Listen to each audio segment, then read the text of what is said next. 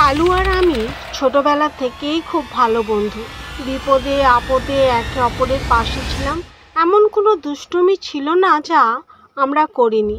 তবে হ্যাঁ, আমরা কারো ক্ষতি করতাম না। যে দুষ্টুমিটা আমরা সবচেয়ে বেশি করতাম তা হলো ভূত সেজে লোকজনকে ভয় দেখানো। গ্রামে রটেই গিয়েছিল এলাকায় ভূতে বাসা বেঁধেছে। আমরা এসব শুনেই চুপি চুপি হাসতাম। এভাবে খুব মজাতেই ছিলাম আমরা।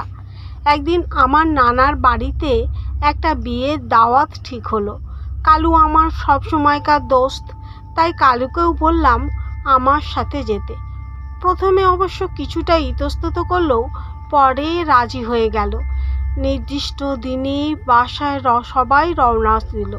পথে যেতে যেতে তেমন কিছু দুষ্টুমি করতে পারিনি, কারণ আম্মু পাশেই ছিল। বিয়ে বাড়িতে অনেক লোকজন, খুব ভালোই লাগছিল। দুপুরে খাওয়ার ব্যবস্থা করা হলো।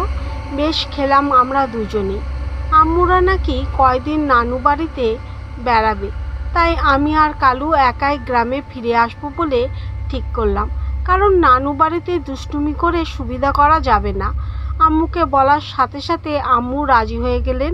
বললেন, তবে বাড়িতেই ফিরে যা। যে বদমাইশি তোরা করস এখানে তো করতে পারবি না। আম্মু যে কিভাবে আমাদের মনের কথা এত সুন্দরভাবে বুঝেন জানি না।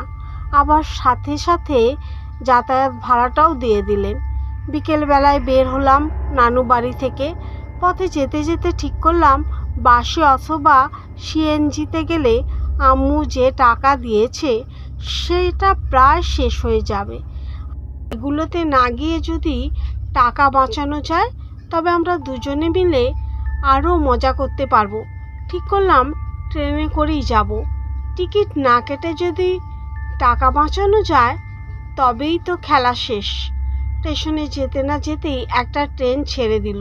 দৌড়ে গিয়েও ধরতে পারলাম না। অফিসে গিয়ে পরের ট্রেন কয়টায় জানতে চাইলাম। লোকটি কিছুক্ষণ আমাদের দিকে চোখ বড় বড় করে তাকিয়ে থেকে বলল, টিকিট ছাড়া যাই বা তাই না? সমস্যা নাই, তোমাদের মতো থাকতে আমিও টিকিট ছাড়া অনেকবার আসা যাওয়া করেছি। একটু অপেক্ষা করো, সন্ধ্যার পর আরেকটা ট্রেন আসবে, ওইটা কইরা যাইতে পারবা। আমি আর কালু লোকটার ব্যবহারে অবাক হয়ে গেলাম। ভাবলাম টিকিট ছাড়া যাব, এ কথা শুনে তিনি হয়তো ঝামেলা করবেন, কিন্তু ঘটলো তার বিপরীত। মাগরিবের আজান যেই দিল অমনি একটা ট্রেন আসতো। কাউন্টারে সেই লোকটা কাছে এসে বলল, এই যে ট্রেন আইসা গেছে, উইঠা পড়ো। এইটা এখানে বেশিক্ষণ দাঁড়াইবে না। কিছুটা অবাক হলেও আমরা দ্রুত ট্রেনে উঠে পড়লাম। অমনি সাথে সাথে ট্রেন ছেড়ে দিল। বগিটা বেশ খালি। যে কয়জন লোক আছে তার বেশিরভাগই ঝিমুচ্ছিল। সন্ধেবেলাতেই তাদেরকে এভাবে ঝিমুতে দেখে বেশ অবাক হলাম। দুজনে পাত্তা না দিয়ে আমি আর কালু খালি একটা সিটে গিয়ে বসলাম। পাশেই যে লোকটা ছিল সে আমাদের দেখেই চমকে উঠল, কিন্তু কিছুই বলল না। আবার ঝিমুতে শুরু করলো। ট্রেন বেশ জোরেই চলছিল। জানালাগুলো খোলা ছিল, তাই বাতাস লাগছিল খুব। এমন সময় হঠাৎ করে পুরো ট্রেনটা ভীষণ জোরে একটা ঝাঁকুনি খেলো। কি হচ্ছে বুঝে ওঠার আগে আমাদের বগিটা সহ আরও কয়েকটা বগি ব্রিজ ভেঙে পানিতে পড়ে গেল। আমি কালু দুজনেই বাঁচার আশা ছেড়ে দিলাম। ট্রেনের বগিটা পানির নিচে পুরোপুরি ডুবে গেছে। বের হওয়ার কোনো রাস্তা খুঁজে পাচ্ছিলাম না। কালু কোথায় আছে তাও জানি না। নাকে মুখে পানি ঢুকে বেশ কষ্ট হচ্ছিল। নিঃশ্বাস নিতে পারছিলাম না। মৃত্যুকে খুব কাছ থেকে দেখলাম। এমন সময় আমার চারপাশে অপরিচিত অনেকগুলো মানুষ এসে আমাকে ঘিরে ধরল। কারো গাল ফুলে চোখ দুটো যেন বেরিয়ে আসতে চাইছে, কারো গলা ফুলে গেছে। এক কথায় সবার চেহারা এত ভয়াবহ যে বলে বোঝানো যাবে না। সবাই যেন একসাথে আমার কানে কানে বলছে, আমরা পানিতে ডুবে ঠিক এইভাবেই মরেছিলাম, তারপর থেকেই আমাদের এই অবস্থা, তোমারও একই পরিণতি হবে, মরার জন্য তৈরি হও। আমার চারপাশে অন্ধকার হয়ে এলো। জ্ঞান ফিরে দেখি আমি আর কালু একটা বাঁশের সিটে পাশাপাশি বসে আছি, পুরো শরীর ভেজা। কালুর দিকে তাকিয়ে দেখি একই অবস্থা। কিভাবে যে কি হলো কিছুই বুঝে উঠতে পারলাম না।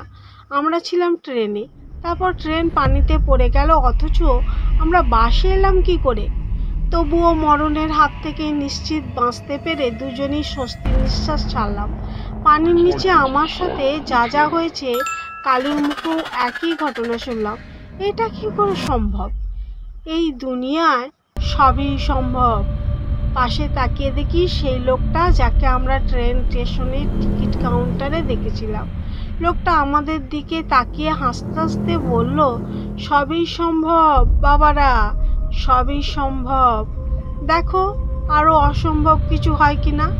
আমি আর কালু একে অন্যের দিকে তাকালাম। হঠাৎ ধুম করে একটা শব্দ। আমরা যে বাসে করে যাচ্ছিলাম সেটা আরেকটা বাসের সাথে মুখোমুখি ধাক্কা খেলো। আমাদের বাসটা 3 থেকে 4 বার উল্টে গিয়ে খাদে পড়লো। আমার মাথা ফেটে প্রচুর রক্ত বেরোতে লাগলো। পাশে তাকাতেই কালুকে দেখতে পেলাম। মারাত্মক ভয় পেয়ে দেখলাম কালুর একটা হাত পুরো কেটে গেছে, তাছাড়া তার মাথাও খুব মারাত্মকভাবে ফেটে গেছে। কালু শুধু মৃত্যু যন্ত্রণায় কাতরাচ্ছিল। আমার পায়ের দিক থেকে বেশ কয়েক টুকরো মাংস উঠে গিয়েছে, অনবরত রক্ত বেরিয়ে যাচ্ছে। অসহ্য যন্ত্রণা হচ্ছিল পুরো শরীরে। মনে হচ্ছিল এরই থেকে মরে যাওয়াও ভালো। আবার 4-5 থেকে কারা যেন গড়িয়ে গড়িয়ে এসে আমাকে ঘিরে ধরল। কারো মাথা ফেটে মগজ বেরিয়ে আছে, আবার কারো চোখ বোধহয় বেরিয়ে গেছে, কারো বা হাত পা নেই। এইরকম অবস্থায় এইসব দেখে মাথার মধ্যে আরো ভয়ানক ব্যথা শুরু হলো। অসহনীয় কষ্টে চোখ খোলা অবস্থায় চারপাশ অন্ধকার হয়ে এলো। আবার আমি শুনতে পেলাম কারা যেন আমার কানে কানে বলছে, হয় কি জিনিস এবার নিশ্চয়ই বুঝতে পেরেছ। আরও কি যেন বলেছিল, শুনতে পাইনি। চোখ খুলে দেখি আমি আর কালু পাশাপাশি আমাদের বাসার খাটে শুয়ে আছি। আমাকে চোখ খুলতে দেখে আম্মু রাগারাগি মুখে করে বললেন, এমন ঘুম জীবনে কখনো দেখিনি। কতক্ষণ ধরে দরজা ধাক্কালাম, দুজন এমনভাবে ঘুমোচ্ছিলেন যে শুনতেই পাননি। বাধ্য হয়ে দরজা ভাঙতে হলো। তা ঘুমিয়ে ঘুমিয়ে কোন নরকের ভিতরে হারিয়েছিলেন? আমি আর কালু একে অন্যের দিকে তাকিয়ে বললাম, অনেক ভয়ানক নরক, অনেক ভয়ানক।